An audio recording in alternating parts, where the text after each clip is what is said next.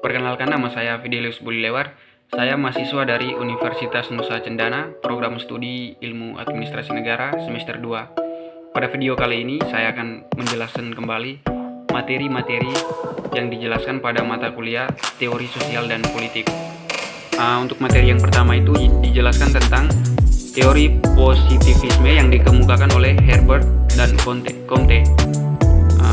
Menurut Comte, ada 3 tahap intelektual yang dialami oleh manusia. 3 tahap tersebut, yang pertama, tahap teologis, yang menganggap semua benda di bumi memiliki jiwa. Kemudian untuk tahap yang kedua yaitu metafisik. Metafisik menganggap bahwa setiap gejala terdapat ketakutan-ketakutan yang pada akhirnya bisa diungkapkan. Tahap yang ketiga, positif. Pada tahap ini manusia telah berpikir secara ilmiah.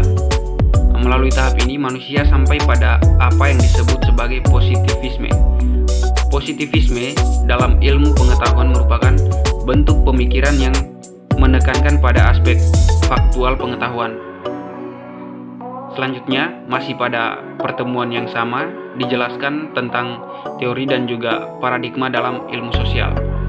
Ada 2 elemen penting mengapa para ahli bisa menemukan dan mengemukakan teori, yaitu yang pertama itu adanya rasa penasaran. Kemudian yang kedua, adanya rasa ingin tahu dari peneliti. Sehingga para ahli mulai mengkaji lebih dalam terkait teori fenomena tersebut. Sebagai sebuah contoh yang bisa diambil dalam lingkup perusahaan yang dikemukakan oleh Emil Durkheim, di mana suatu perusahaan memiliki struktur perusahaan dan karyawan yang menjalankan tugas secara terarah sehingga menciptakan hasil kinerja karyawan terhadap apa yang diinginkan perusahaan. Lalu lebih lanjut dijelaskan, dalam kehidupan bermasyarakat sering kali kita menjumpai masalah sosial seperti yang pertama itu kemiskinan, kemudian yang kedua kriminalitas, dan yang ketiga korupsi, dan masih banyak lagi masalah-masalah yang lainnya. Dalam masalah ini tentunya kita seringkali mengamati dan menganalisa mengapa hal tersebut bisa terjadi dalam sebuah masyarakat. Lanjut pada materi yang kedua, itu dijelaskan tentang teori dan paradigma ilmu sosial. Yang pertama itu definisi teori. Teori adalah pandangan sistematis mengenai fenomena dengan menentukan hubungan antara konsep variabel dengan maksud menjelaskan fenomena ilmiah. Contohnya, konsep 1 barang yang modis. Konsep kedua meningkatkan pembelian. Jadi dari konsep 1 dan 2 muncul sebuah teori, yaitu barang yang modis sangat dianggap penting sehingga mereka akan membeli barang untuk diri mereka. Kemudian definisi konsep. Konsep itu merupakan istilah yang digunakan secara abstrak yang di dalamnya ada kajian, keadaan, kelompok, dan individu yang menjadi pusat perhatian ilmu sosial. Ada 2 konsep berbeda. Yang pertama itu konsep yang jelas hubungannya dengan fakta. Contohnya, meja. Kita bisa menggambarkan meja secara wujud nyata karena terlihat. Kemudian konsep lebih abstrak. Itu contohnya seperti angin. Kita tidak bisa melihat angin, tapi kita bisa merasakannya. Nah, hal itu disebut konsep yang lebih abstrak. Jadi, kesimpulan dari konsep itu adalah abstrak yang mengenal fenomena yang rumusan atas dasar generalisasi dari sejumlah karakteristik kejadian, keadilan, kelompok, dan individu. Kemudian pada bagian C, preposisi. Preposisi artinya hubungan yang logis antara 2 konsep. Kemudian pada bagian D, paradigma. Paradigma itu artinya cara pandang atau kacamata satu orang dalam melihat fenomena sosial yang terjadi. Menurut Thomas Kuhn, paradigma merupakan disiplin ilmu lahir sebagai proses revolusi paradigma di mana satu pandangan teori ditumbangkan oleh teori baru. Contohnya seperti perilaku anak-anak dari tahun 70-an hingga sekarang. Anak-anak di tahun 70-an, mereka akan merasa takut jika bertanya pada orang yang lebih tua. Mereka lebih menghormati yang lebih tua. Sedangkan anak di zaman sekarang, mereka lebih menganggap bahwa mereka setara. Terkadang banyak anak-anak yang tidak bisa menghormati orang yang lebih tua. Itu semua dikarenakan adanya Gen Z. Mereka terpengaruh oleh perkembangan teknologi di era globalisasi ini. Jadi maksudnya teori yang diketahui dulu bahwa anak-anak itu sangat takut untuk bertanya atau lebih menghormati orang yang lebih tua dipatahkan dengan munculnya teori baru bahwa karena perkembangan teknologi yang mempengaruhi sifat atau perilaku anak-anak sehingga anak-anak berubah dan tidak seperti anak-anak tahun 70-an. Jadi paradigma itu sebagai suatu referensi atau pandangan yang menjadi konsep, di mana arti dari paradigma itu sendiri adalah konstelasi teori, pertanyaan, pendekatan serta prosedur yang dipergunakan oleh satu tema pemikiran. Konstelasi itu dikembangkan untuk memahami sejarah dan keadaan sosial agar memberikan kerangka konsepsi dalam memberi makna realitas sosial. Karena paradigma itu sendiri adalah pijakan atas realitas sosial. Artinya, paradigma akan membentuk apa yang kita lihat, bagaimana cara kita melihat sesuatu, apa yang dianggap masalah, serta apa metode pemecahannya. Paradigma akan menentukan apa yang akan dipilih dan apa yang akan ditelaah. Elemen-elemen paradigma ada 3, yaitu yang pertama, ontologi, yang artinya asumsi tentang realitas. Contohnya itu buku. Yang ditanyakan nanti apakah itu buku. Kemudian yang kedua itu epistemologi, artinya asumsi tentang hubungan antara peneliti dan yang diteliti. Itu contohnya bagaimana Anda bisa tahu bahwa benda itu buku, berdasarkan apa Anda melihat pemikiran tersebut. Yang ketiga itu metodologi, artinya asumsi tentang bagaimana peneliti memperoleh pengetahuan. Contohnya seperti meneliti benda itu apakah benar-benar buku, dari mana bisa dikatakan buku, maka Anda akan meneliti setiap unsur yang ada pada benda tersebut. Untuk materi yang ketiga itu menjelaskan tentang paradigma. Paradigma secara singkat adalah cara pandang kita untuk memahami suatu fenomena sosial, dan paradigma tersebut kita dapat mengetahui apa yang menjadi masalah dalam suatu fenomena. Dengan adanya paradigma, kita dapat menemukan sebuah solusi untuk memecahkan masalah.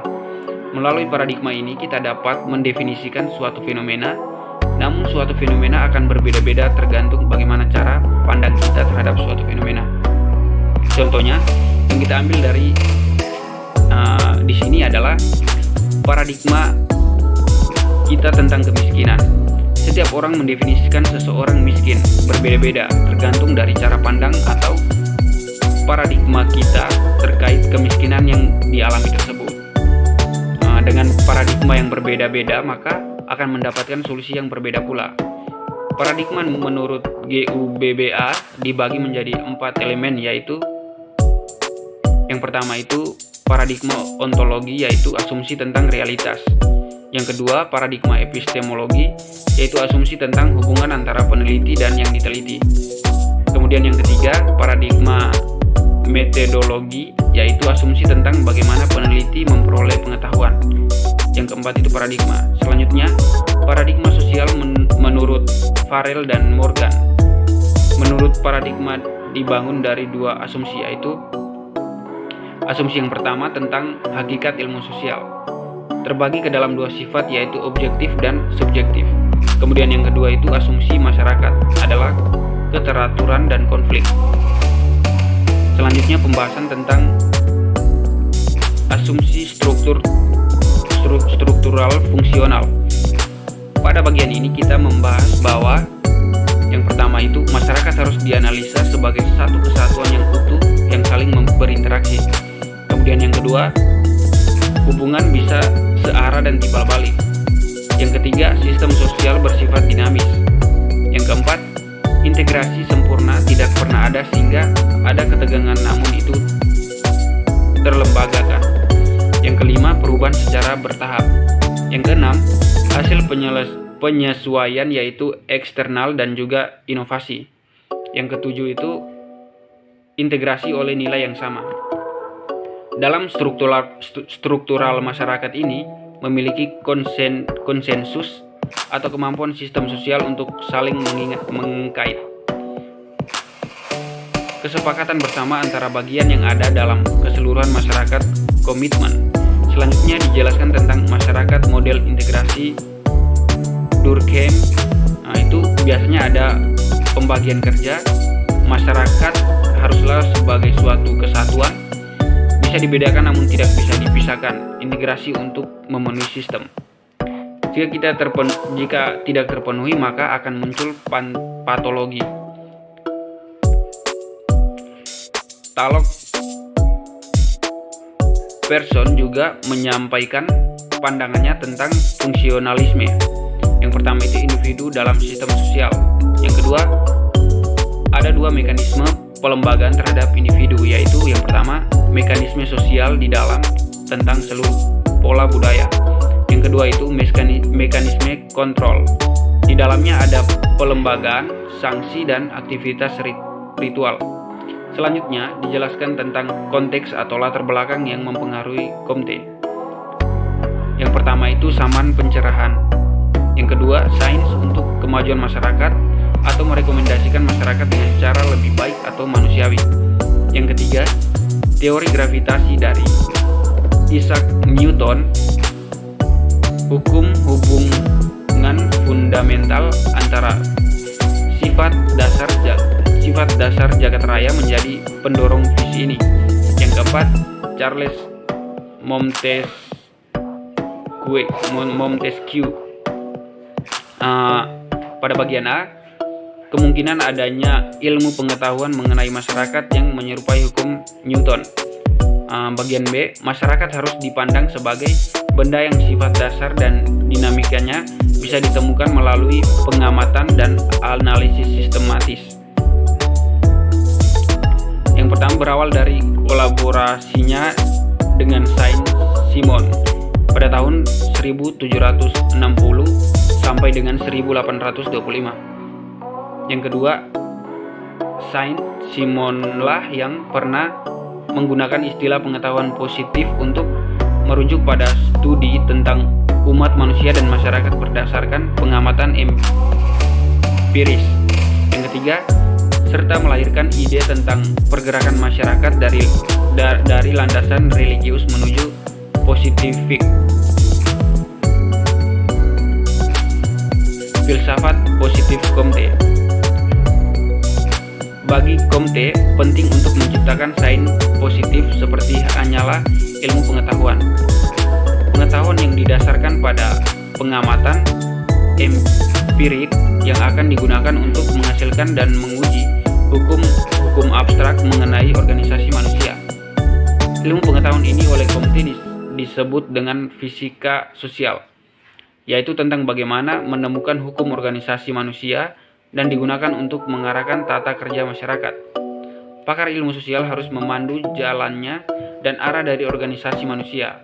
Berikut merupakan 3 tahap perubahan masyarakat. Yang pertama, teologis struktural. Yang kedua, metafis abstraksi, yaitu kekuatan tertinggi kehendak bersama. Yang ketiga, positif ilmiah, empiris, observasi, diuji.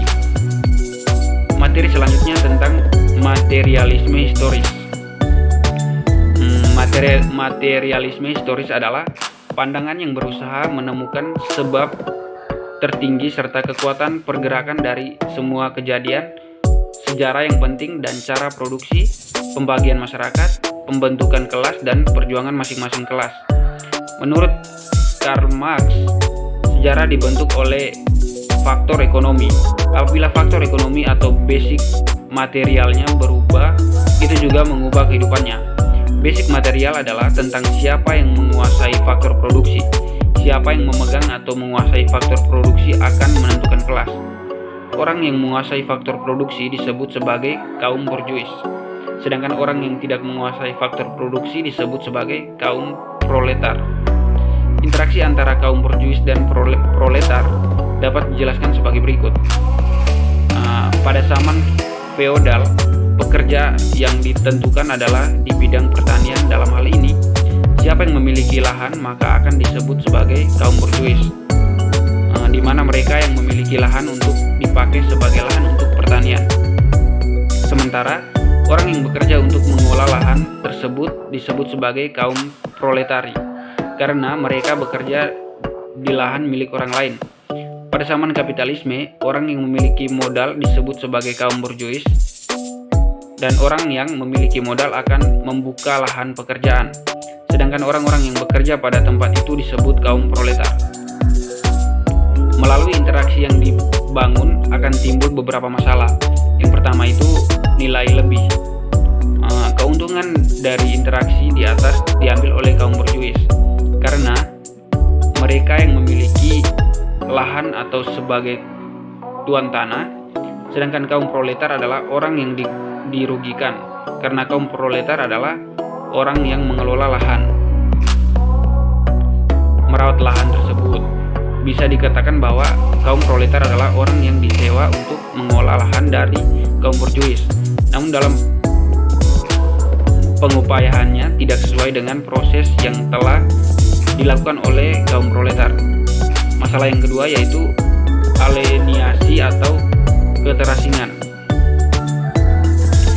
Kaum proletar bekerja mengelola lahan pertanian yang dimiliki oleh kaum borjuis, namun hasil dari pertanian yang diolah oleh kaum proletar tetaplah milik kaum borjuis. Bekerja namun hasilnya dimiliki oleh orang lain. Kemudian masalah yang ketiga yaitu eksploitasi. Kaum borjuis hidup karena mereka merasa memeras kaum proletar. Agar kapitalisme berubah menjadi sosialis, maka harus ada kesadaran dari kaum proletar hingga terjadinya pertentangan antara kelas yang menimbulkan diktator proletar. Itu adalah materi-materi yang dijelaskan pada beberapa pertemuan dari mata kuliah teori sosial dan politik. Mungkin itu saja. Terima kasih.